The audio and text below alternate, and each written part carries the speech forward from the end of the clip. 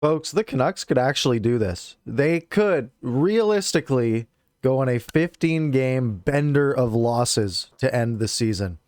They've lost their last 6 now, and there's 9 games to go as the death march continues. But let's do a quick recap of this game. We'll go over my thoughts and Jack Rathbone's NHL debut, the highlight of this game, getting to see the kid in action. Canucks really came out blazing in this one.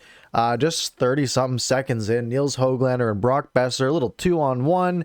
Höglander feeds Brock, backdoor, tap in, 1-0 Canucks. And the Canucks really kept up this play throughout the period. I think that they played pretty solid in the first period.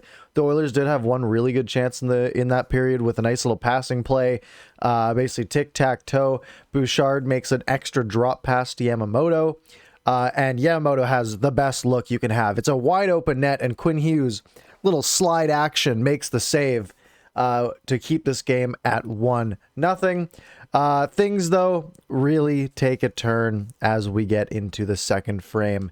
JT Miller's night of horrors begins with making a bad move in his own zone. He's got the puck sort of in the corner, wants to cycle it around the boards to the other side, doesn't realize McDavid's just standing behind the Canucks net. So Miller puts it around, goes right to the tape of Connor McDavid, and is that Leon Draisaitl just standing in the slot? So McDavid passes it over to Draisaitl, who scores. And McDavid's up to 92 points on the year after that one. So the rest of the second period, Edmonton was the better team. But then late in the second, just mayhem breaks out. It's 1-1. The Oilers take the first penalty of the game. So the Canucks look like they have a chance to get the lead back. Then 10 seconds into the power play, Tanner Pearson takes a penalty. Then 20 seconds later, JT Miller takes a penalty. Then the Oilers score twice and make it 3-1. Leon Draisaitl had one, Evan Bouchard the other. Just like that, scores 3-1. Oilers outshoot the Canucks 14-6 in the second period. And in the third period, Canucks had a power play with 9 minutes to go. They were set up really well in the zone. Mike Smith didn't have a goalie stick. An Oilers player had broken his stick as well. So there's literally 3 sticks to go across the 5 Oilers on the ice. This is the play where, because you have so much room, right? If you can't get stick checked, you're fine. Like, you can just do whatever you want. And we saw the Canucks just able to pass it around the perimeter easily with no pressure. And we saw the puck go sort of back and forth from Boeser, Miller, and Hughes. And what I don't get is why the play there wasn't to get Boeser to shoot the puck. The puck goes to Hughes. He plays it over to Boeser, but not really in his wheelhouse. Boeser, I think what Boeser wants to do is play it to Hughes and then get it back so some space opens up. But he gets back to Hughes, and instead of trying to find Boeser again, the best goal scorer on the team, he takes a shot from long range, and he takes a high shot. And John Garrett really drew attention to this because the goalie doesn't have a stick, right? You want to shoot low. Because at high, if you shoot high, the stick doesn't matter, right? But if you shoot low, there's openings and there's rebound potential, right? If he has to make a pad save, then people can jam at the rebound and the goalie doesn't have a stick to break things up. So I would have liked to see them try to get to Boeser. A hard low shot really could have got something going, or just get something through that had some more traffic. But either way, didn't really matter. With 5 minutes to go, another bad turnover by JT Miller, a little risky backhand spinorama pass. Results in Archibald just walking in 2-on-1, feeds it over to Darnell Nurse, who rips it home past Thatcher Demko to make it 4-1.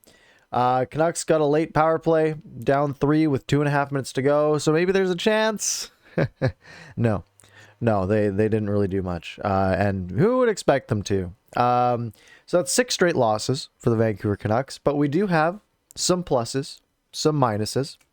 We actually have quite a few pluses that I thought of here. The first one, Nils Höglander had a really good game. Nils Höglander has been such a bright spot on this season, and most of it really comes down to just the effort and the heart that he has. He hasn't had enough time to have his soul crushed by the Vancouver Canucks organization. So he's just out there giving it his all. They're just throwing punches. He's just going. He's battling for pucks. He's winning battles. He's making plays. He got an assist, and I hope that he can keep that up for the rest of his career, because it's really good to see. Of course, Jack Rathbone getting some experience now. He didn't play a lot. He only played about 11-11, so the least of all the Canucks D-men by a pretty sizable margin. And this kind of made sense to me because it was a 1-0 game for the entire first period and most of the second period. And then it was at least close until that sort of like 5-minute span of the second period. And the third period, the Canucks are trying to get back the lead, so Quinn Hughes is just going to be playing the whole third, basically. So I think I see why Rathbone didn't play that much. And again, your first taste of NHL action, just get him out there, get him used to the NHL speed. And, you know, you're not expecting the guy to go light it up on day one, but I thought he was fine. The third period, the Canucks had a good third period. They outshot the Oilers pretty heavily.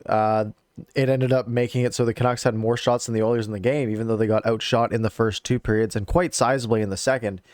So a good third period, and on natural stat trick, the Canucks had about a 60% expected goals metric on even strength.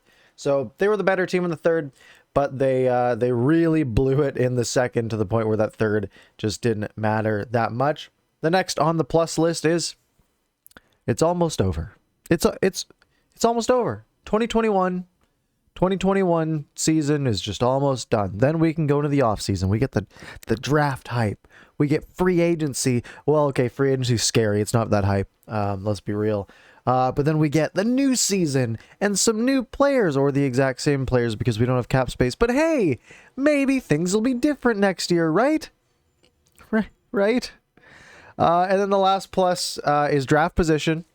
Again, this Canucks losing skid. They are behind Ottawa. They are going to finish 7th in the North. And it's going to be one of those things where it's going to go down to those games against Calgary where neither team cares at all. And we're going to really see who comes and plays between the two basically AHL rosters that'll be playing. On to the minuses, though. And the big one is JT Miller's game tonight. I don't know if he lost his confidence after that first giveaway. I don't know. But he had a hand in all 4 Oilers goals. You can look at all 4 Oilers goals and say, JT Miller was a part of that. You look at the first goal where he's standing on the wall and he rings it back around the boards. McDavid steals, feeds Draisaitl. That one's like a direct result from Miller's play. The second two, goals 2 and 3, both came while JT Miller was in the penalty box. One of them was 4-on-4. And the other was, or maybe 4-on-3, I don't remember exactly. And then the other one was on the regular power play. So he's in the box for 2 Oilers goals. And then the last one, he makes a bad play at the blue line, directly turning it over to Archibald, causing a 2-on-1 the other way. So yeah, JT Miller had a rough one. And that's, again, it's, if you're going to have bad games, you might as well have them now, right? The thing is, like, JT Miller's such a good player, and he has brought so much to this team. And I mean, he's definitely in like the for the Canucks awards, like he's in that sort of, I had him as my unsung hero, just based on, you know, the leadership that he has showed. But tonight just wasn't his night. And I think, personally, it's fine by me because the Canucks winning games doesn't do a lot here. It's really just, it just was a tough one for JT. The penalty killing streak ends. Canucks have killed 13 straight penalties. Canucks penalty kill has actually been quite good this year, I think.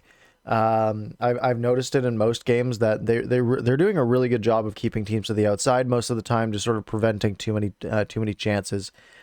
So that got killed tonight.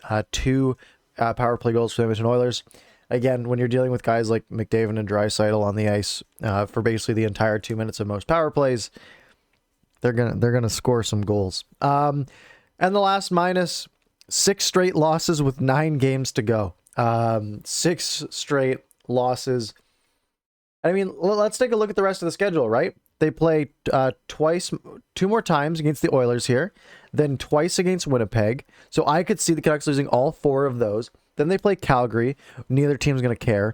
Then Edmonton, and then 3 times against Calgary. Those 4 Calgary games are the only ones I could see the Canucks winning, and that would just come down to Calgary cares just as much about these games as the Canucks do. They're not tuning up for the playoffs. They're just trying to get out of this season and get it over with. So in reality, maybe they take 2 of those games against Calgary and they end up getting 4 more points in the whole season, and then we're seeing, you know, maybe a team picking top 5 in the NHL draft. Anyways, that's all I've got for this one. All the other big news, I didn't mention the plus, of course, the Canucks AHL team moving to Abbotsford. I did a video on that from the golf course today, so go check that one out. Other than that, that's all I've got. I hope you guys have a good night, and I will see you next time.